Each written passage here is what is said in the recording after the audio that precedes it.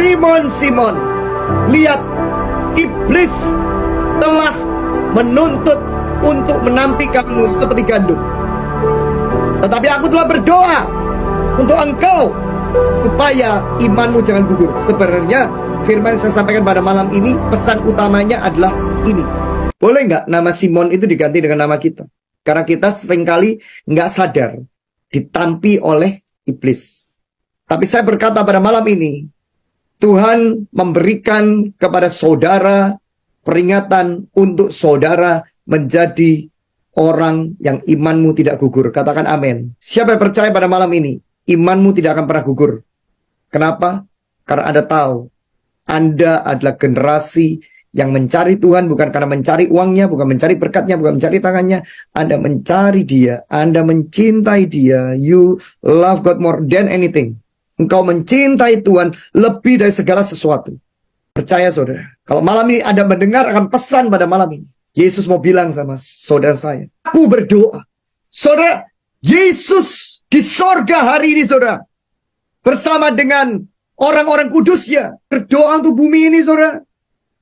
Tahu nama saudara saya, apalagi saudara-saudara saya yang memenangkan jiwa-jiwa. Ada orang-orang kudus yang berdoa supaya saudara dan saya imannya tidak gugur. Katakan amin. Mungkin saudara mengalami seperti Simon, seperti Petrus.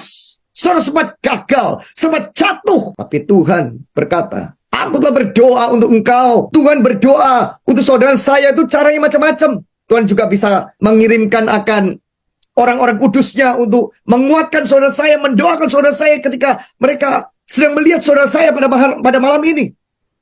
Tapi juga bisa mengirim orang-orang yang digerakkan oleh Tuhan untuk membuat saudara menjadi teguh dengan Yesus, supaya iman saudara saya jangan gugur. Katakan amin. Tapi kalau saudara pada hari ini sudah punya gejala kebosanan rohani, punya gejala yang namanya pengen Anda pokoknya kayaknya, aduh aku kok sendiri terus, alone Tuhan, aku mending aku pergi ke tempat-tempat kerumunan-kerumunan. Anda tidak pernah sadar siapa kerumunan. Termasuk orang Kristen sendiri. Yang mengkhianati Tuhan Yesus adalah Yudas Iskariot. Yang ingin membunuh, melenyapkan, menyiksa Tuhan Yesus adalah imam pemuka agama yang mengerti tentang hukum Taurat. Tapi malam ini saya berdoa, Anda akan menjadi orang yang berbeda. Katakan amin. Yesus sedang bersyafaat buat saudara saya. Maka ada firman yang disampaikan pada malam ini. Aku telah berdoa untuk engkau. Roh Kudus dikirim buat saudara saya untuk mengingatkan segala sesuatu. Roh Kudus sedang tarik-tarikan saudara antara kuasa neraka dan sorga, berdoa buat saudara saya supaya imanmu jangan gugur. Dan engkau, jika engkau sudah insyaf bahwa imanmu kuat, kuatkan saudara-saudaramu. Katakan amin. Saya yakin kok kalau pesan ini dibagikan pada malam ini dan Anda menangkap pesan yang Tuhan mau sampaikan untuk beberapa bulan ke depan ini, untuk mempersiapkan saudara supaya tidak ada orang satupun di tempat ini yang menjadi seperti Yudas. Iman sesuatu yang sangat penting gak?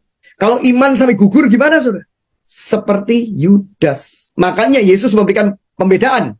Dia tidak menyebut Yudas dengan namanya, tapi dia menyebut Petrus dengan nama lamanya. Simon, Simon, lihat iblis telah menuntut kamu. Kalau saudara hari ini yang seringkali saudara dikit-dikit putus asa mau meninggalkan Yesus. Saudara yang dikit-dikit putus asa kemudian ngancam Yesus. Saudara, jangan jadikan Tuhan sebagai Santa Claus. Jadikan Tuhan menjadi Tuhan yang menjadi kekasih hidupmu, saudara. Dia tidak akan pernah meninggalkan engkau selamanya, saudara. Nggak tahu gimana caranya. Katakan amin. Yesus itu ya, punya belas kasihan yang luar biasa. Bahkan rasul seperti Yudas Iskariot dimasukkan dalam bilangan 12-nya dan mengkhianati dia. Bahkan, Anda bisa bayangkan nggak? Nih, kalau kita pikiran kita ya, kalau tidak ada Yudas, Pak, berarti Yesus kan nggak perlu disalib. Ya, ya betul. Cuma ada Simon. Tapi Simon pun istilahnya, Yesus tahu bahwa Simon ini, dia bisa insyaf. Tapi ada satu, Yudas Iskariot, yang tidak pernah bisa insyaf. Kenapa dikasih kesempatan sama Tuhan Yesus? Karena Tuhan Yesus mau bilang gini, orang yang paling sekalipun mengkhianati aku beri kesempatan yang terakhir pada dia. Sebelum iblis menuntut. Saya bilang sama Tuhan, Tuhan, biarkan Engkau terus mendoakan saya. Engkau terus mendoakan saya di sorga. Engkau terus menarik saya, Tuhan. Sekalipun saya dalam kondisi apapun, Engkau tarik saya yang terutama. Iman saya tidak akan pernah gugur. Katakan amin.